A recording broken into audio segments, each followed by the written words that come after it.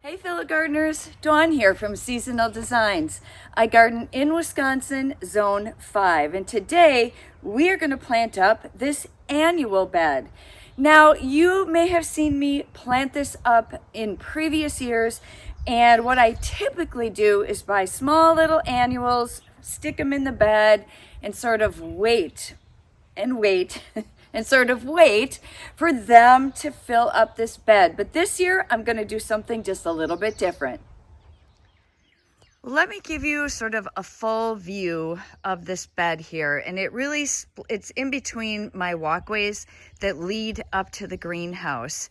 And this year I am going to be planting some annuals and some perennials in here to fill up this space because it is a fairly sizable space. It probably looks a little smaller on the video, but typically I have to buy a lot of annuals to pack into this bed. All of the plants that I am going to be using in this bed are for full sun conditions.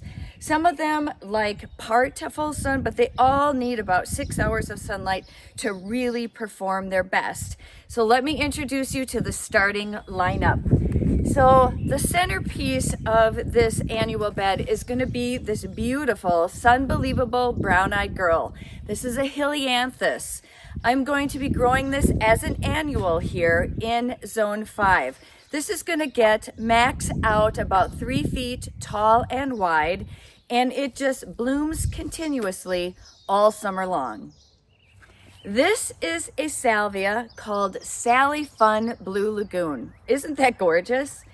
This is hardy in zones 8 to 11, so again, I will be growing this as an annual here in my garden bed.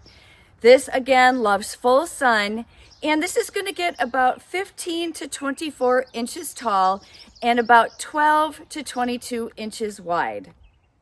This is Teenie, Genie, Lantana. Look at the colors on that. I love Lantana because it starts out one color and finishes yet another. This is sort of a compact shrub-shaped Lantana. It's going to get about 30 inches tall and wide. This is actually a perennial in warmer climates, zone 9 to 11. So here in zone 5, again, I'll be growing this as an annual. Isn't it gorgeous? This is Solanna golden sphere Coreopsis, and this is actually a perennial here in my zone. This is hardy in zones 4 to 11. This is going to get about 18 inches tall and wide, again, loves full sun, and it has these beautiful, sort of almost golden yellow flowers on top of these super sturdy stems, and it's going to bloom all summer long for me. Now this one that's not yet blooming is called Delicious Candy Coneflower. This is also considered a perennial here in my zone. It is hardy in zones 4 to 9. Now this is only going to get about 24 inches tall and about 18 inches wide, and it will bloom all summer long if you deadhead it, and it just blooms profusely in the garden or containers. Now, as I start laying out the plants here for this bed, I did want to mention that earlier this spring, both of my annual beds, this being one of them, received a good compost treatment. I like to do that each spring, especially in the areas where I'm planting annuals, so that the plants really have good nutrients and are off to a good start. Now you can see that I have that SunBelievable brown-eyed girl right in the center of my bed, and then I am surrounding that with salvia. And then from there, I'm adding the Solanna golden sphere Coreopsis, and then I'm going to just place in both the Echinacea or purple coneflower as well as the Lantana.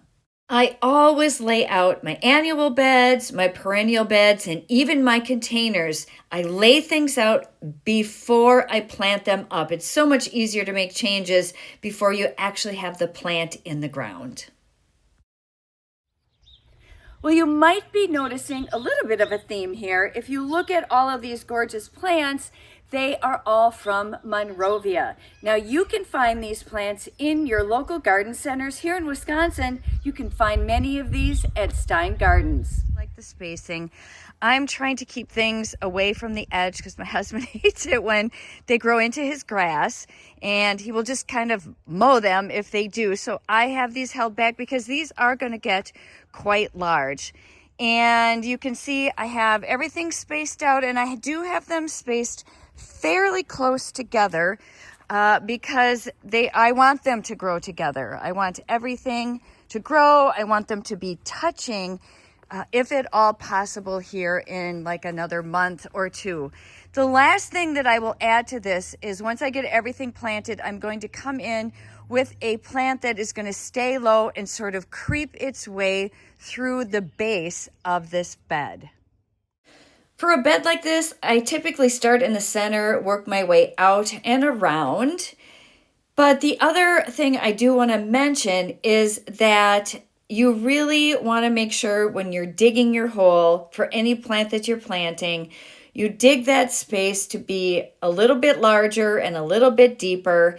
And then you can add a little bit of soil back in if you need to raise the plant up a little bit. You just want to make sure that you have enough space in there for the roots to sort of get going. And then when you're filling the dirt back in, you want to make sure that dirt does not come onto the top of the root ball. It can come right up to the edge, or if you're going to be adding a lot of mulch, you could even leave it down just a little bit. But I really like to get my dirt even with the top of my root ball. And when I add mulch, I don't really push the mulch all the way under the plant. I keep it out just a little bit from the edge of that plant.